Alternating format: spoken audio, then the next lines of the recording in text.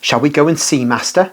ask many, and many of the inhabitants of Endor are already rushing to see. "Yes, let us go," says Jesus condescendingly.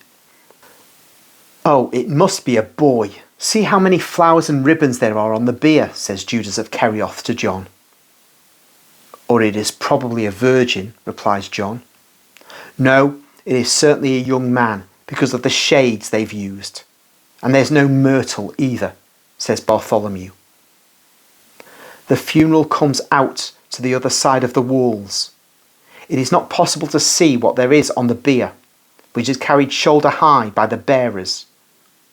One understands that there is a corpse enveloped in bandages and covered by a sheet only because of its outline, and that it is the body of a fully grown person because it is as long as the bier.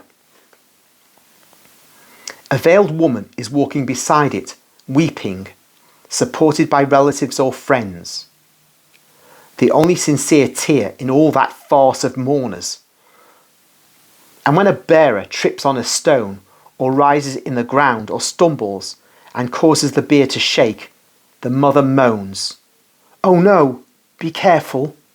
My boy has suffered so much." And she raises her trembling hand to caress the edge of the bier. And as she is unable to do anything else, she kisses the veils and the ribbons, which, blown by a gentle breeze, lightly touch the immobile corpse. Peter, sympathetic, his good keen eyes welling up with tears, whispers, "She is the mother." But he's not the only one whose eyes are shining with tears at the sight. Also the zealot, Andrew, John, and even the ever-merry Thomas have tears in their eyes. They are all deeply moved. Judas Iscariot whispers, "If it were I, oh poor mother of mine." Jesus, the kindness of whose eyes is so deep as to be unbearable, directs his steps towards the bier.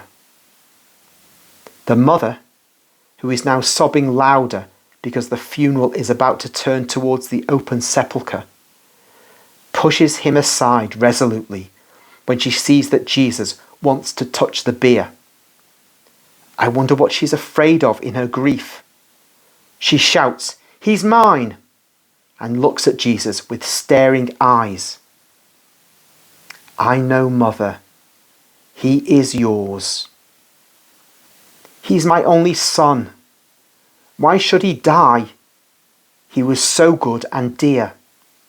He was my joy, and I'm a widow. Why?" The crowd of the hired mourners mourn more loudly, forming a chorus with the mother, who continues, "Why he and not I? It is not just that she who has borne a child should see her offspring perish. The offspring must live. Otherwise, why was my womb torn to give birth to a man?" And she strikes her abdomen wildly and desperately. "Do not do that. Do not weep, mother." Jesus takes her hands, clenching them firmly in his left hand, while with his right one he touches the bier, saying to the bearers, "Stop," and put the bier down. The bearers obey and lower the little bed which rests on its 4 legs. Jesus takes the sheet covering the dead boy and pulls it back, uncovering the corpse. The mother shouts her grief and the name of her son, I think.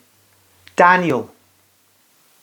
Jesus, still clenching the mother's hands in his, stands up, his eyes imposingly bright, the power of miracle shining majestically on his face. Lowering his right hand, orders in the full strength of his voice, "Young man, I tell you, get up." The dead boy, enveloped in bandages as he is, sits up on the little bed and calls, "Mother."